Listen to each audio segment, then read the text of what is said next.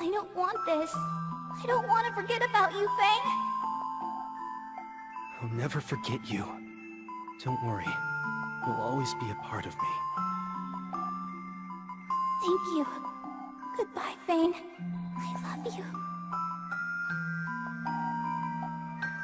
Alright, setting aside Neptunium for a much different, much better IP, intellectual property. That better IP being Fairy Fencer F, or in this case, Fairy Fencer F Advent Dark Force. The reasons why it is better as an IP as a whole number in various shades.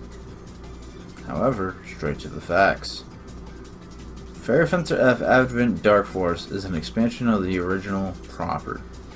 It adds 2 new endings, many variations of each new end, changes the max party size to 6, and adds more scenes that give character to smaller characters not accounted for in the original. The replayability factor shines through in this game. After all, you've got to in order to get all the waifu sub-endings. Continuing with the theme of endings, let's rock the Vile God and Evil Goddess endings. These 2 endings, while divisive in nature as to which one's the best, most of them who champion these 2 agree are better than the Goddess route. However, the Vile God route is a messy, disorganized route with constant story shifts. Has Sherman as the main character, and Fang as an antagonist. I can't say more. Try to avoid spoiler territory. You know, I probably slightly failed already. Evil Goddess, on the other hand, is very niche in nature. It's not popular with the mainstream, and even though I absolutely love it, story of my life. This game's just a bit weird in this route. Especially since I know enough about Christian and satanic lore to prove that the evil goddess to be just one gigantic allegory. It doesn't help that the Japanese title for the route is the Akuma route, which is the devil route translated. Definitely does not help. Also, it is warped and weird enough to where it doesn't appeal to the mainstream. It is set in a world known as Zelwynds,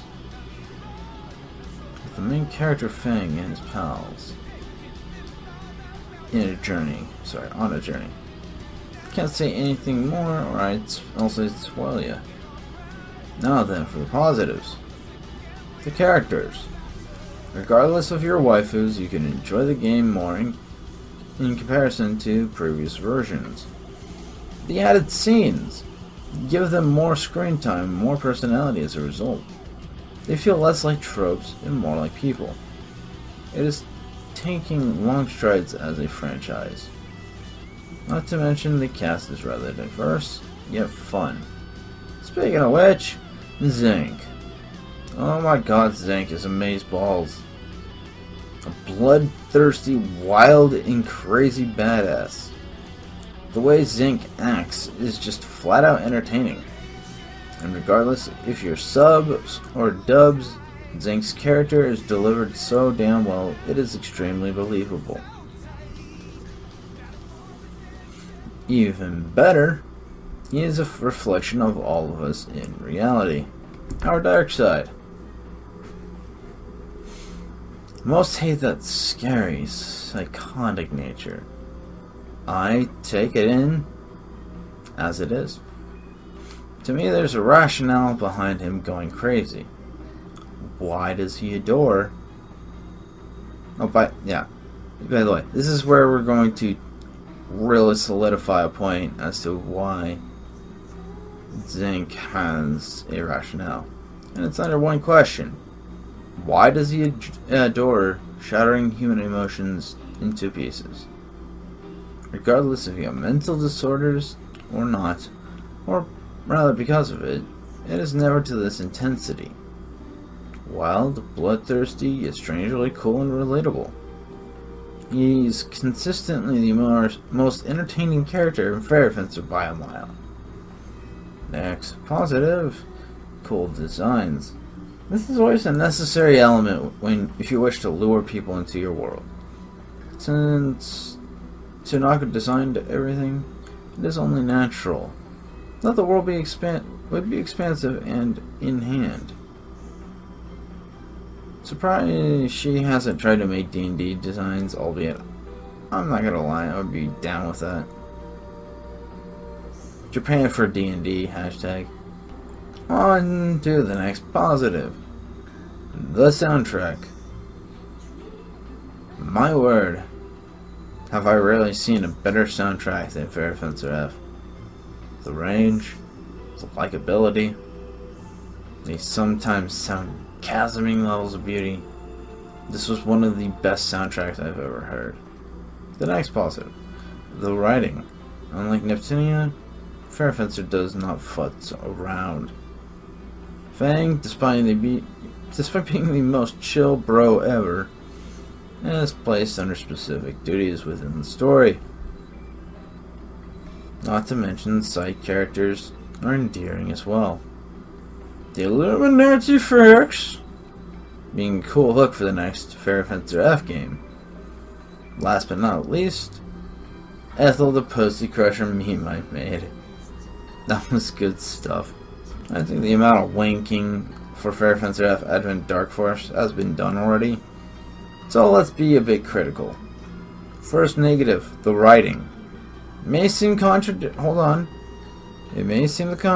at first, but bear with me. There are specific problems I have in the story with FENCER F Advent Dark Force.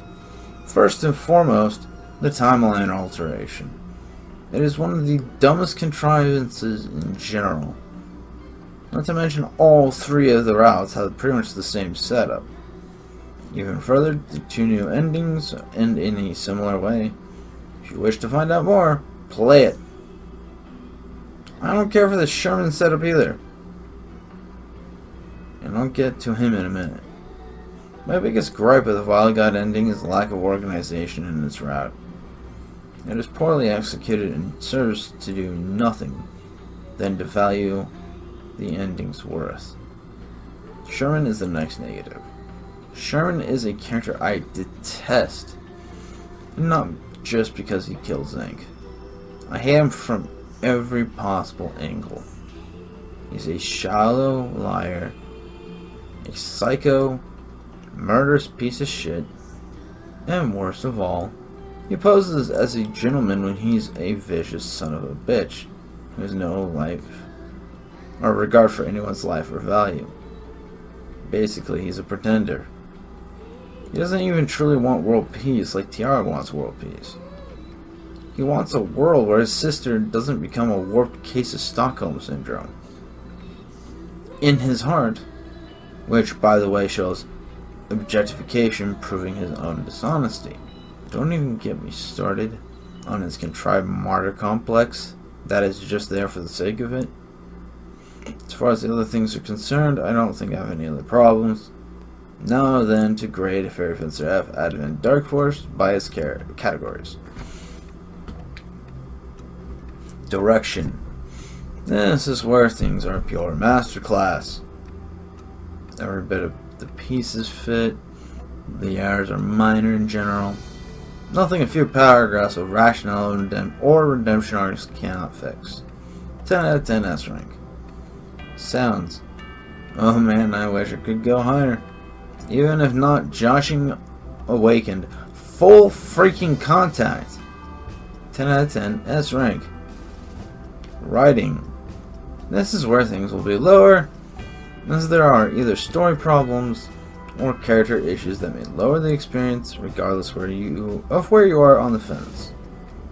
6.5 out of 10 AD rank.